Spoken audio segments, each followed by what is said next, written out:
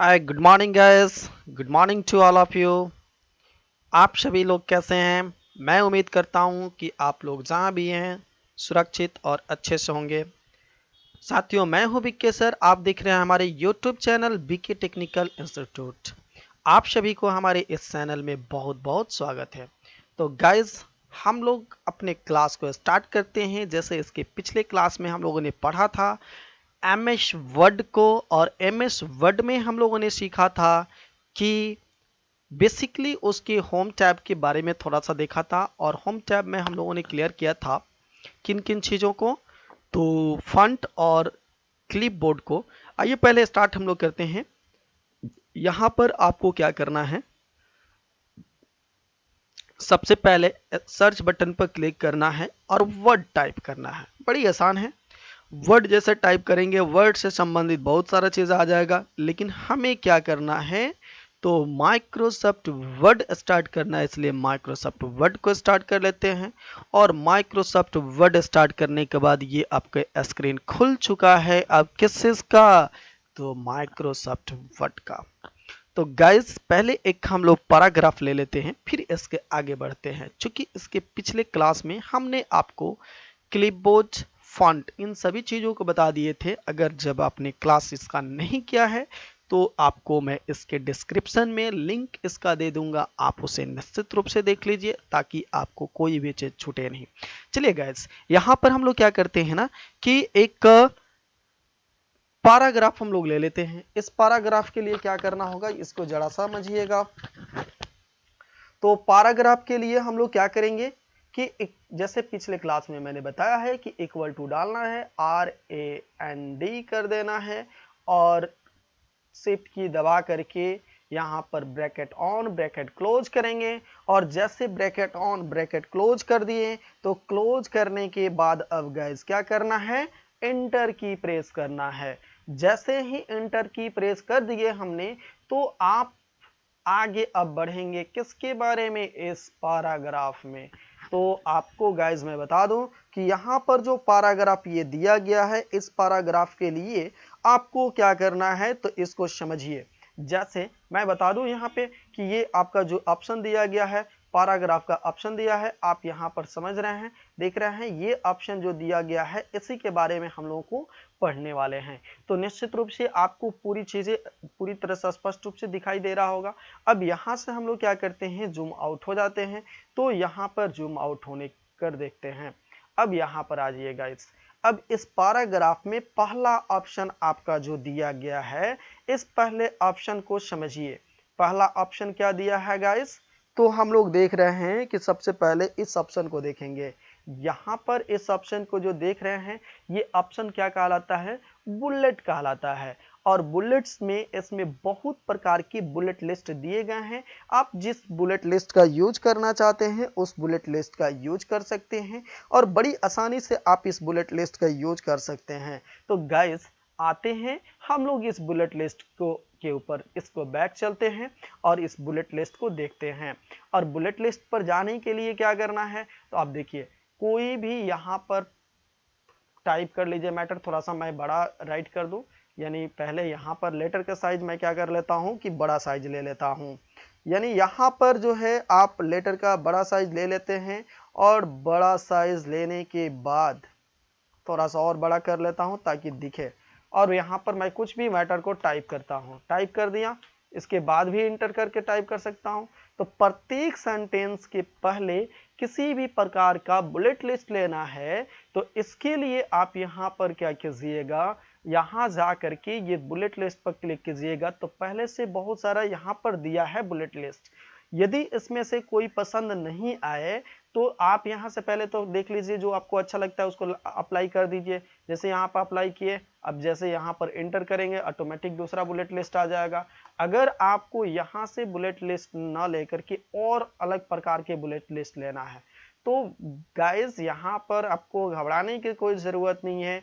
आप देखेंगे कि इस जगह पर आपको डिफाइन न्यू दिया गया है, डिफाइंड न्यू बुलेट लिस्ट दिया है ना, इसका इस्तेमाल कर सकते हैं। जैसे इसको फिर प्रेस करके हम बैक चलते हैं।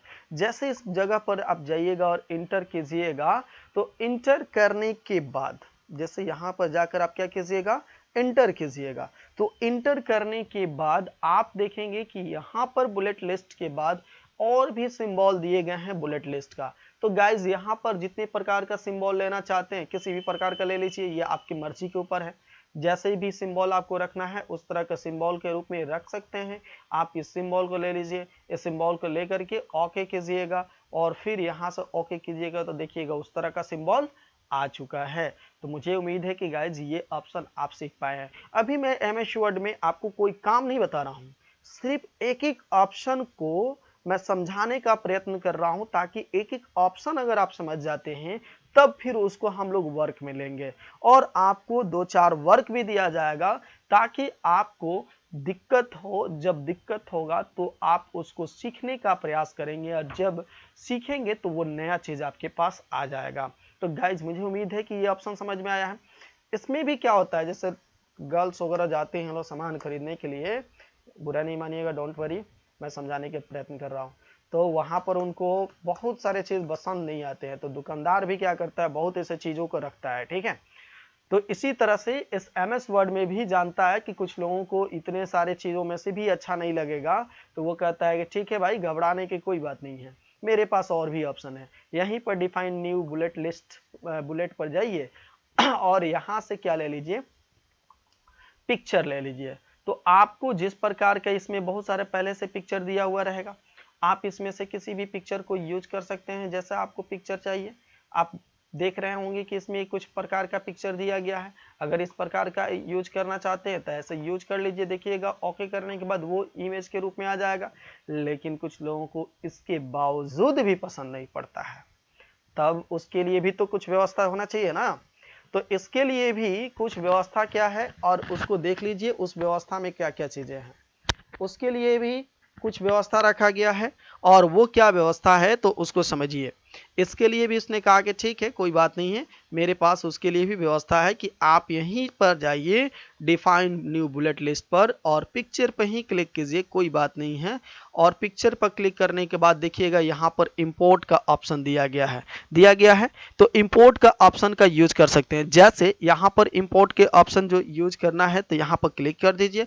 जैसे क्लिक कीजिएगा तो पहले से आपका इमेज इसमें क्या रहना चाहिए, मौजूद रहना चाहिए। जो भी आप इमेज यूज करना चाहते हैं वो इमेज यहाँ पर मौजूद रहना चाहिए। सपोज कीजिए कि मैं यहाँ पर देख लेता हूँ कि मैंने पहले से कोई मेरा फाइल बना हुआ है, उसमें कोई इमेज है कि नहीं। यहाँ पर बहुत सारे इमेज हैं।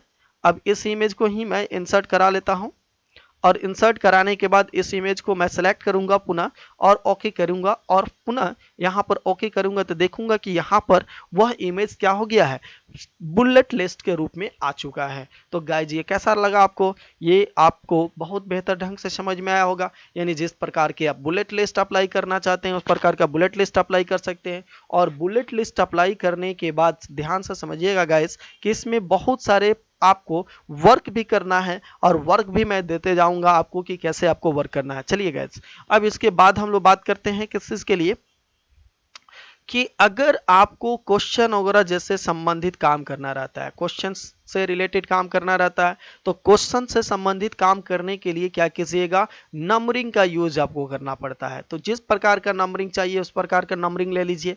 अगर उस नंबरिंग के अलावा आपको किसी और प्रकार के नंबरिंग चाहिए तो यहाँ पर फिर जैसे आपने बुलेट लिस्ट में गए थे उसी तरह से यहाँ पर भी डिफाइन फॉर्मेट पर जाइए और फिर यहाँ पर देखिएगा बुलेट नंबरिंग का बहुत सारा स्टाइल दिया गया है।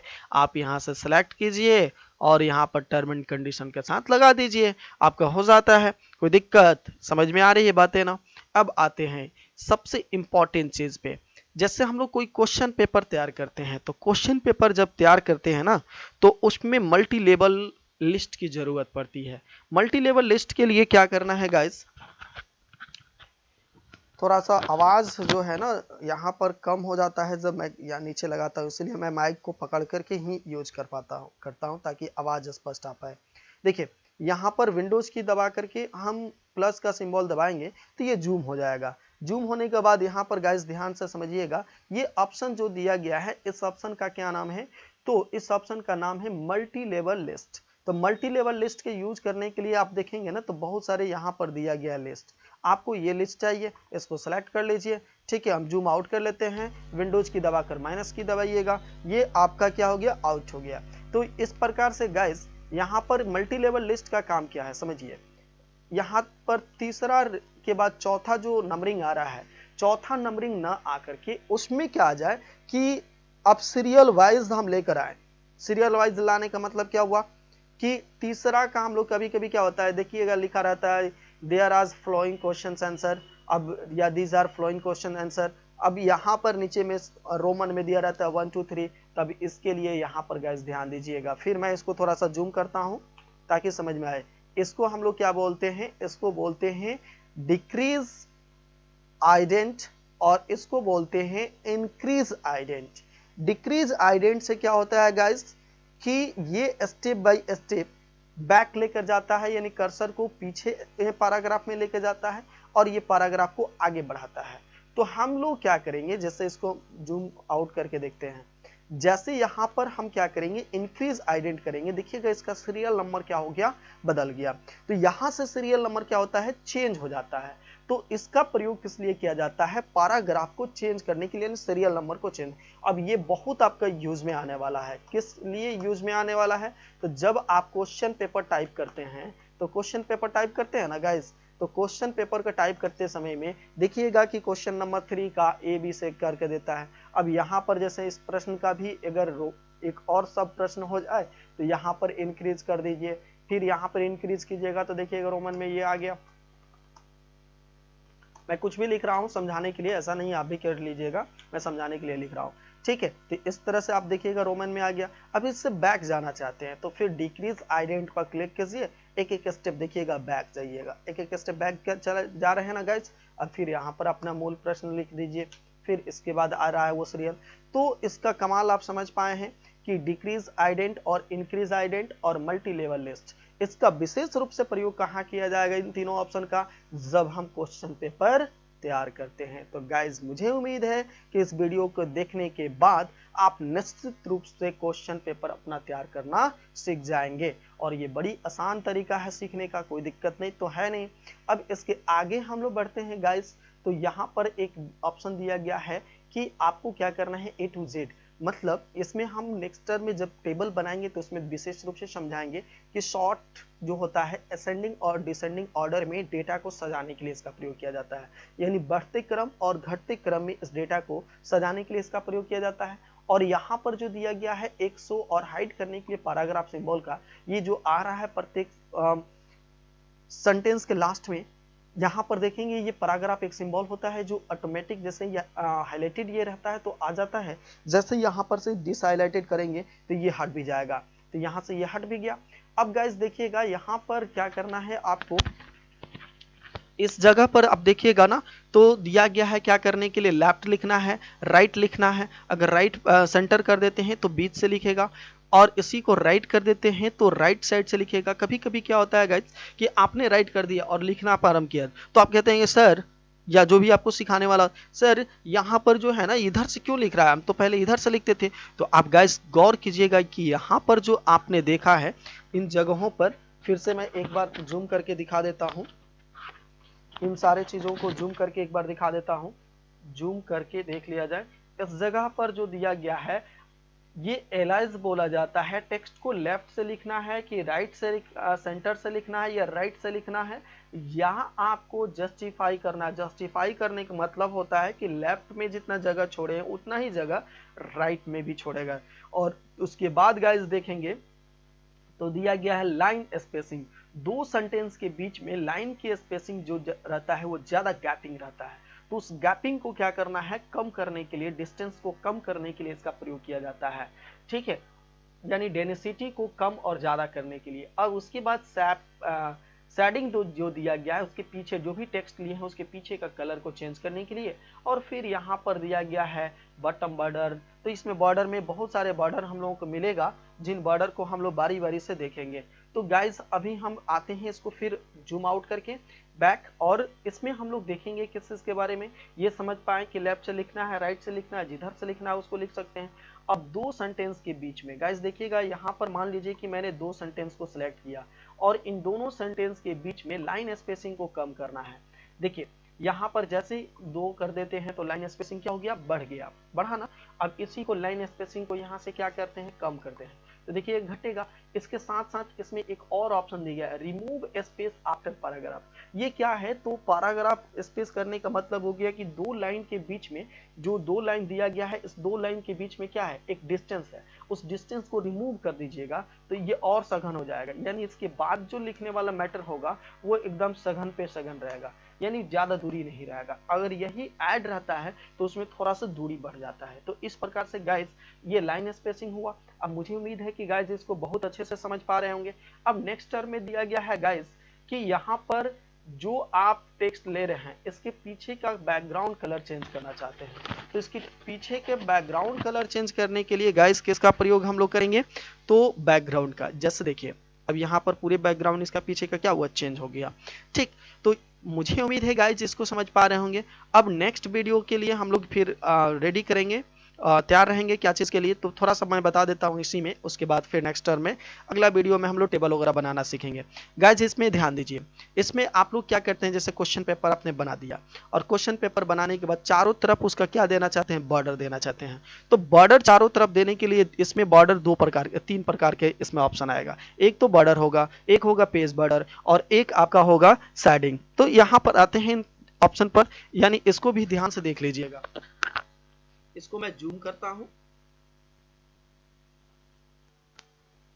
बॉर्डर एंड शेडिंग देख रहे हैं, बॉर्डर एंड शेडिंग जूम में आ गया। फिर इसको जूम आउट में करके फिर बताता हूं।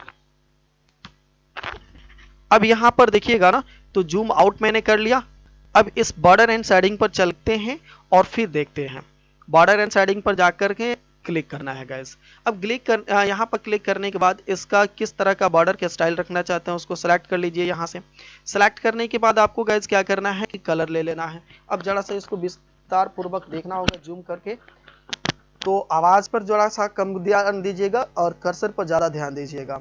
जैसे यहाँ पर देख लीजिए, जूम हम लोग करते हैं, यहाँ पर किस तरह का स्टाइल, कलर क्या रखना है, कलर भी सेलेक्ट कर लीजिए, जो कलर चाहिए वो कलर सेलेक्ट कर लीजिए। यहाँ पर विथ कितना रखना चाहते हैं, विथ भी ले लीजिए, जो विथ चाहिए उसको विथ ले लीजिए और फिर यहाँ पर ओके कर दीजिए। तो देखिएगा इसके चारों तरफ गाइस क्या हुआ है, बॉर्डर लग गया। तो इसको हम लोग बोलते हैं टेक्स्ट बॉर्डर। क्या बोलते हैं गाइस, इसको टेक्स्ट बॉर्डर बोलते हैं, यानी केवल ये टेक्स्ट पर काम करेगा। लेकिन अगर इसके आगे हम लोग बात करते हैं तो टेक्स्ट बॉर्डर के साथ साथ अभी हम लोगों को होल पेज पर बॉर्डर देना है। तो होल पेज पर बॉर्डर देने के लिए क्या करेंगे, इसी बॉर्डर पर जाकर के बॉर्डर एंड शेडिंग पर जाएंगे और देखिएगा गाइस यहाँ पर दिया गया है, मैं जूम करके दिखा देता हूँ जरा सा इसको। यहाँ पर पेज बॉर्डर दिया गया है। अब पेज बॉर्डर में किस प्रकार का बॉर्डर लेना चाहते हैं, यहाँ से आप सेलेक्ट कर सकते हैं, यहाँ से कलर भी ले सकते हैं, इसकी चौड़ाई भी ले सकते हैं। ठीक है, जूम आउट हम करते हैं और इसको जैसे ही सेलेक्ट करने के बाद ओके कीजिएगा तो देखिएगा होल पेज पे आ गया है। गाइज ये चीजें बहुत आपको समझ में आना चाहिए, मतलब अच्छे से समझ रहे हैं ना। अब इसके आगे थोड़ा सा आर्ट्स वगैरह भी ले सकते हैं जो कि आपको काफी पसंद आएगा।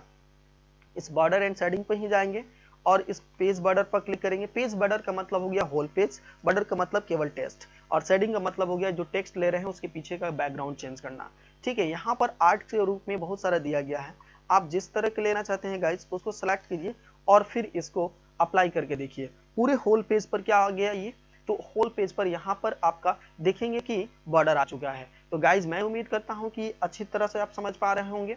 अब इसके आगे शेडिंग को भी देख लीजिए। शेडिंग का मतलब क्या हो गया कि पीछे का बैकग्राउंड कलर चेंज करना। जैसे यहाँ पर गए, ये शेडिंग जो कलर दिया गया इसको मैं बदल देता हूँ, ये कलर ले लेता हूँ और जैसे ओके करूंगा तो मैं देखूंगा कि ये कलर आ गया। आज जैसे मंगलवार है तो मैं इसके लिए रेड कलर ले लेता हूँ और ये आपका क्या हो जाएगा, शेडिंग पर जाते हैं और रेड कलर दे देते हैं। ठीक है, और ओके करके देखते हैं तो यहाँ पर इसका टेक्स्ट का बैकग्राउंड